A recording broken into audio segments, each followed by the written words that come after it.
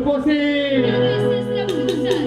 তুমি ভেবেছো আমার মায়ের কাছ থেকে পালিয়ে গিয়ে তুমি বেঁচে যাবে, কিন্তু না, তুমি আমার মায়ের কাছ থেকে পালিয়ে আসতে পারো। আমি